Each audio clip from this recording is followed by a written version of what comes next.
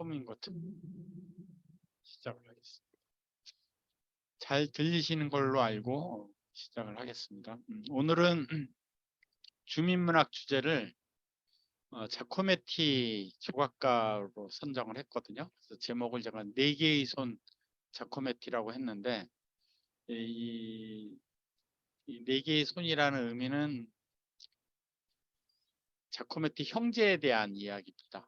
자코메티 우리가 이제 알고 있는 조각가 자코메티는 형 알베르토 자코메티고 이 알베르토 자코메티의 그 현대 조각가로서는 뭐 최고의 지위를 지금 갖고 있거든요. 물론 두 분 다 이제 돌아가셨지만 19세기를 대표했던 현대 조각가인데 근데 이 알베르토 조각가 알베르토 자코메티가 있기까지 빼놓을 수 없는 인물이 바로 동생 디에고 자코메티입니다.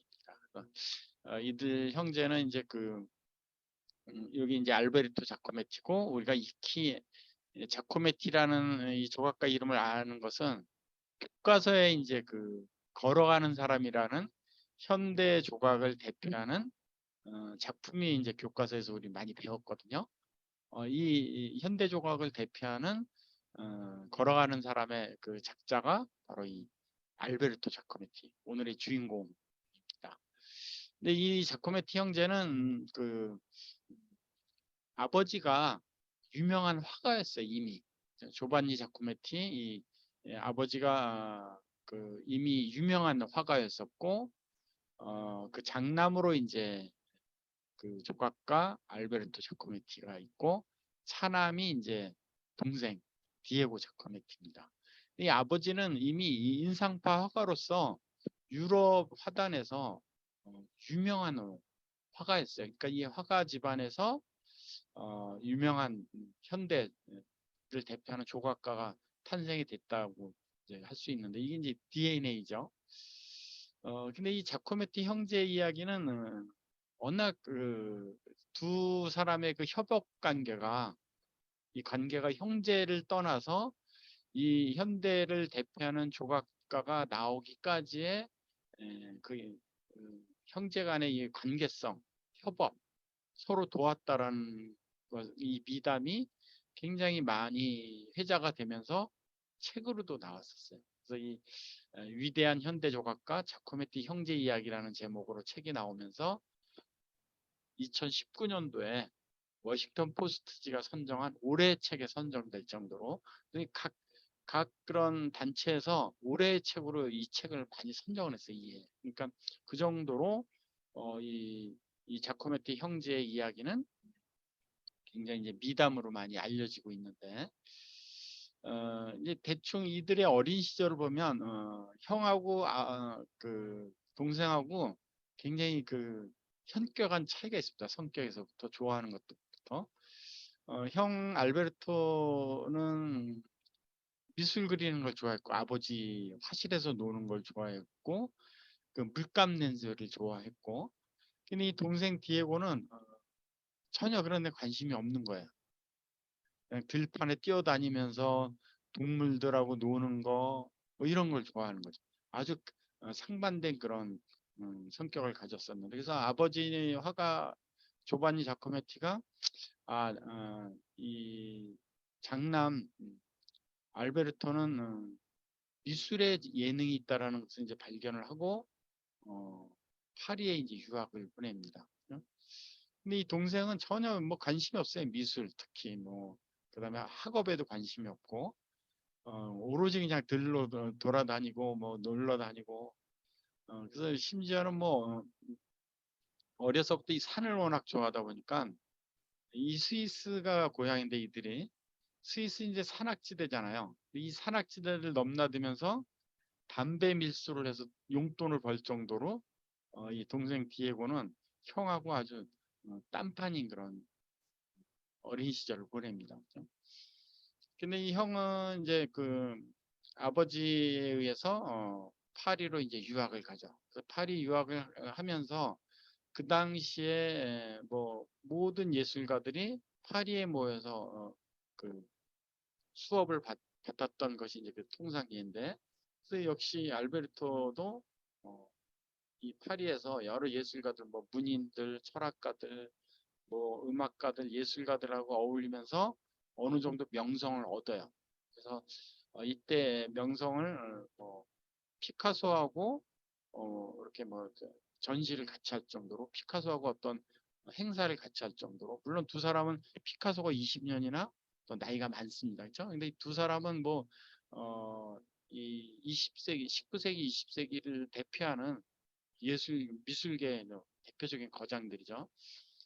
그 정도로 이제 형 알베르토 그 자코메티는 이제 승승가도를 달려요. 미래가 전도가 유망한 그런 조각가로 이제 성장을 하죠. 근데 동생 디에고는 뭐 산 넘나들면서 담배 밀수를 하고 맨날 사고나 치는 거예요. 사고 뭉친 거예요. 고향에서.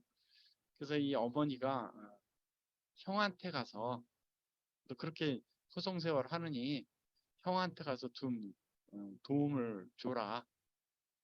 그러니까 이제 형한테 보냅니다. 그래서 이 동생 디에고도 형이 어느 정도 이제 파리에서 자리를 잡았을 때 형 화실에 조수로 이제 가게 되는 거죠. 뭐 맨날 고향에서 사고나 치니까 어머니가 이제 형이나 도와라 그러고 이제 파리로 보낸 거죠. 이게 이제 그 자코메티의 그 기념관에 있는 자코메티의 그 작업 공간을 그대로 재현한 공간이거든요. 8평 공간이에요. 여기서 두 형제가 이제 파리 생활을 시작을 합니다. 근데 이제 이 세계대전이 벌어져, 2차 세계대전이 벌어지면서 형 자코메티는 스위스로 귀향을 하고, 왜냐하면 이제 파리는 전쟁통에 어떤 뭐 죽음이 오가는 그런 장소니까 고향으로 이제 간 거죠. 근데 이 형제가 다 고향으로 갔어야 되는데 이 디에고 동생 디에고는 형의 작품이 너무 아까운 거예요. 누군가 지켜야 되는데 그래서 디에고는 죽음을 무릅쓰고 형의 화실을 지키기로 결심을 합니다.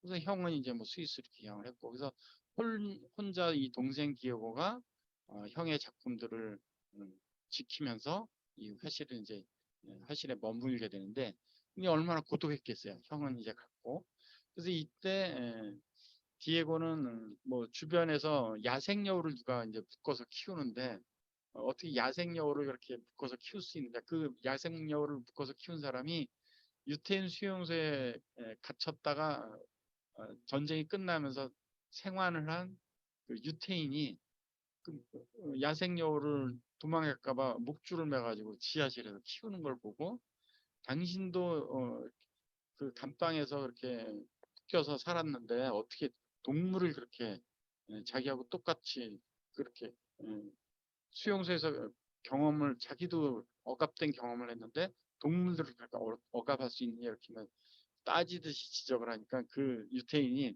그럼 네가 가서 키워라 야생 늑대를 어떻게 안 묶고 키우느냐 이렇게 그래가지고 이제 그 동생이 여우를 키우게 돼요. 근데 이 야생 여우를 키우면서 이 고독한 파리 생활을 전쟁 이후에 이 고독한 파리 생활을 견뎌냅니다. 심지어는 이 전쟁통에도 이 여우는 이제 고기를 먹어야 되잖아요. 근데 이 전쟁 중에 고기가 귀하잖아요. 사람이 먹을 음식도 없는 그런 환경인데, 근데 목숨을 걸고 이 여우의 먹이를 구해올 정도로 그 정도로 이제 애지중지했어요, 이 여우를. 그래서 이 여우한테 이름도 붙였는데 마드모아젤 로즈라고 여우 이름까지 이제 붙여서 여우하고 거의 뭐 이제 가족이 된 거죠, 가족. 근데 이제 전쟁이 어느 정도 잠잠해지고 완전히 정리가 되면서 파리가 제자리 돌아오면서 이제 형 알베르토가 다시 화실에 옵니다. 작업을 하러.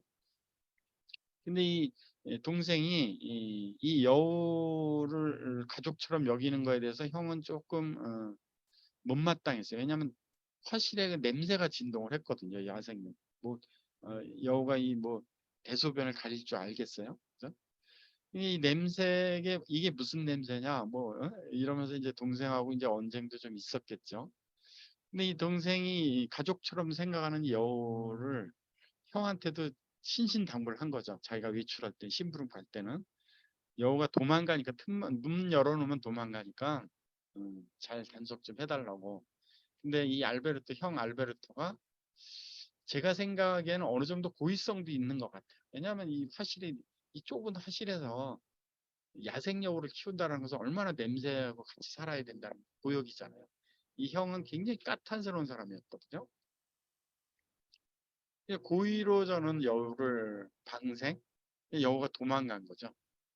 그러니까 동생 디에고는 이 여우를 가족처럼 생각하는데 얼마나 상심이 컸었겠어요. 그래서 한 일주일을 말을 안 했다고 합니다. 근데 이 어느 정도로 이 상심이 컸냐면 동생 디에고가 이제 뭐 형의 그 청동 조각 작품을 조수를 하다 보니까 청동을 다루는 기술이 뛰어났었어요. 나날이 발전한 거죠. 이 동생 디에고도.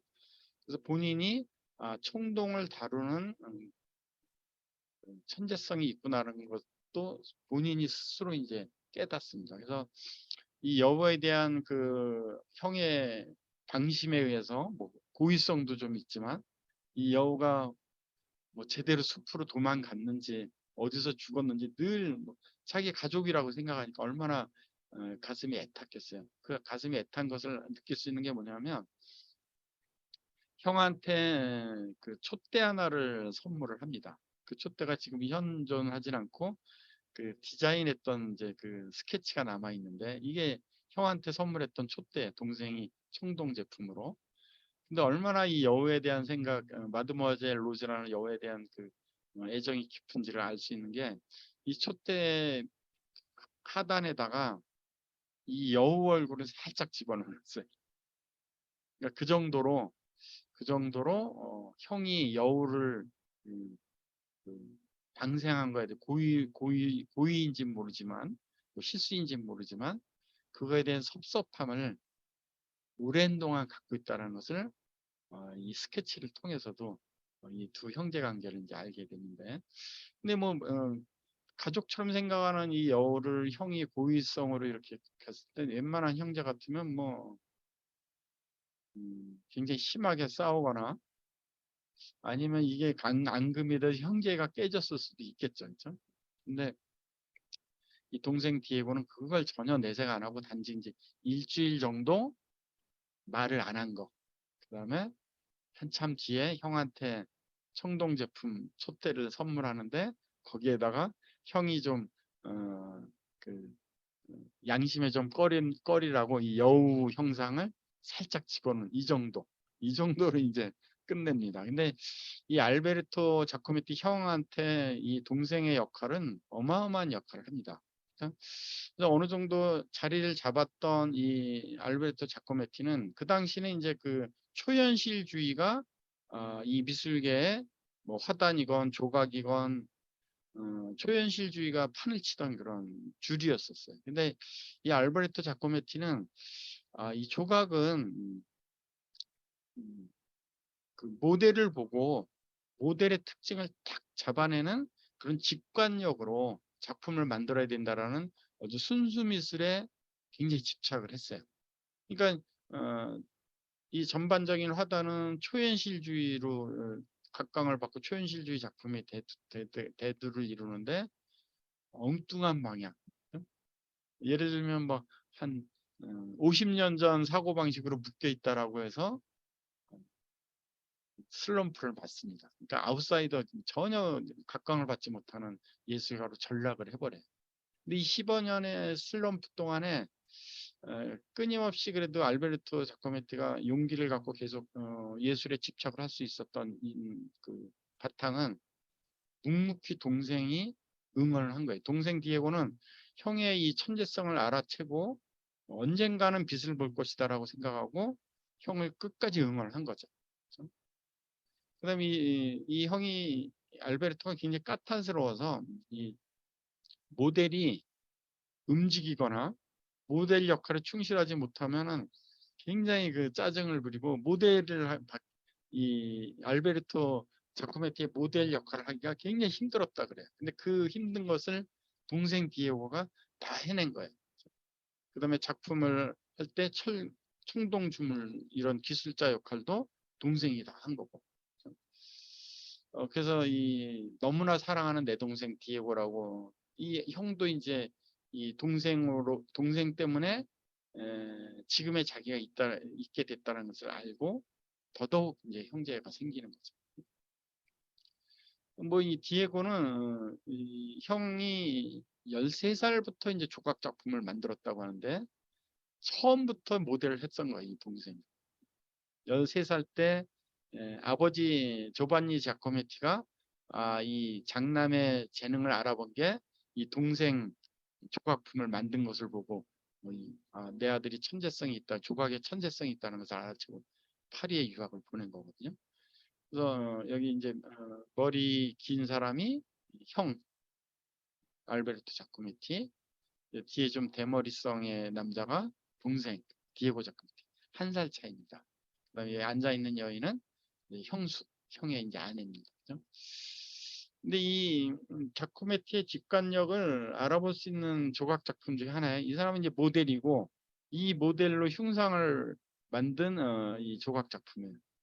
이 조각 작품하고 이 모델하고 너무나 싱크로율 100%이지 않아요? 그래서 이 자코메티는 그 모델의 눈빛을 굉장히 좋아했다 그래요. 왜냐하면 이 눈빛에서 얻은 직관력을 어떻게 하면 조각에 그대로 재현을 할까, 이거를 늘 고민해왔던 그런 조각가거든요. 저는 이 조각 작품을 보면서 자코메티의 직관력은 대단하구나. 이 조각 작품과 모델 너무나 똑같잖아요. 그렇죠? 특히 눈빛. 이게 아마 자코메티가 추구했던 미술 세계이지 않을까 싶습니다. 근데 이 자코메티가 무명으로 그렇게 슬럼프 기간을 10여 년을 맞다가 뉴욕 전시를 통해서 일약 스타덤에 오릅니다. 하루아침에 이제 유명해지게 돼요. 그러니까 이 2차 세계대전 이후에 이 인간상이 많이 무너졌잖아요. 인간가. 나치에 의해서 유태인들이 많이 학살당하고 전쟁으로 많은 사람들이 죽고 생활에 피폐해지면서, 그래서 그 전쟁을 겪고도 살아내려는 인간들, 아주 뼈대만 앙상하게 나온 인간들, 뼈대만 앙상하게 나온 동물들을 표현하면서, 이게 이제 그 시대에 초현실주의로 만연했던 그 미술계에 일약 히트를 치면서 하루아침에 유명 인사가 됩니다. 근데 우리가 이 자코메티의 이 아주 뼈만 남은 이 인간상들이 그냥 주물주물 만든 게 아니고 이 얼굴들을 보면 자코메티의 직관력에 의해서 모델이 그대로 옮겨졌다는 것을 우리가 알 수 있을 정도로 이 자코메티의 이 직관력, 미술 세계는 뛰어나다고 볼 수 있습니다. 근데 이 동생 디에고도 형 조수 역할로 청동을 다루다 보니까 이 청동으로 뭔가 만드는 분야에 일약 또 대스타가 돼요. 그래서 청동 공예가 디에고 자코메티로도 이 동생도 굉장히 유명세를 탑니다. 형이 죽고 나서도 형의 후광이 아니고 본인만의 실력으로도 자기만의 세계를 또 갖추는 그런 동생이 되기도 합니다. 그래서 이 자코메티 형제 이야기는 뭐 이 미술계뿐만 아니고 이 형제로 현대를 대표하는 위대한 조각가가 탄생이 됐다라는 것이 중론입니다. 그래서 그것을 이야기한 이 책도 지금 많이 이제 미술계를 떠나서 하나의 위대한 인물이 탄생되기까지는 얼마나 그 후원하는 사람들이 믿어주는 사람의 역할이 얼마나 중요한지를 알아낼 수 있는 그런 이야기로 유명합니다. 그죠? 근데 우리가 뉴스킨 사업을 하면서 우리가 스스로 천재가 되기도 해야 되지만 이 네트워크 마케팅 분야에 큰 그룹을 이루기 위해서는 단순한 노력만으로는 이루어지지 않거든요. 반짝반짝한 천재성과 반짝반짝한 노력과 반짝반짝한 사람을 알아보는 그런 직관력, 그게 이제 필요한데 우리는 내 안에서 나의 천재성을 발견하는 것보다도 그것도 굉장히 중요하긴 하지만 네트워크 마케팅, 뉴스킨에 적합한 이미 타고난 리더를 알아보는 직관력도 굉장히 중요하거든요. 그래서 그 직관력에 해당되는 사람을 발굴을 해내고 우리 팀에 초대를 해서 그 스스로도 모르는 그 천재성을 발휘하도록 끊임없이 응원하고 끊임없이 지원하고 언젠가는 빛을 발할 것이라는 그 믿음을 잃지 않는 그런 자세가 동생 디에고처럼 그런 후원하는 그런 협업이 필요하다고 저는 생각을 해보거든요. 그래서 우리가 갖고 있는 캐치프레이즈 가장 아름다운 나 오늘의 나는 제가 협업 리더십으로 대체를 좀 하겠습니다. 그래서 이 알베르토 자코메티 현대 최고의 조각가 알베르토 자코메티는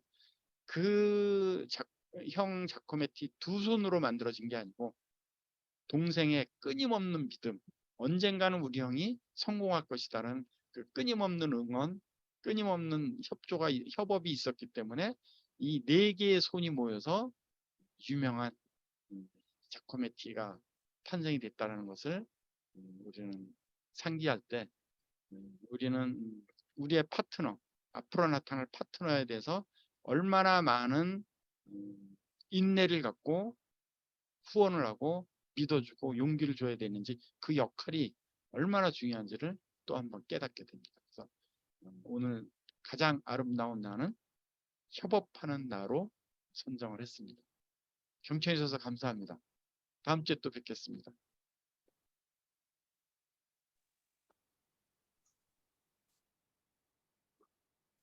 좋은 하루 보내세요. 감사합니다. 좋은 하루 되세요. 감사합니다. 내일 굿모닝 때 뵙겠습니다. 이거 마이크 성능을 어떻게 조작을 잘 해서 원상태로 돌려놔야 될 텐데 고민이네요.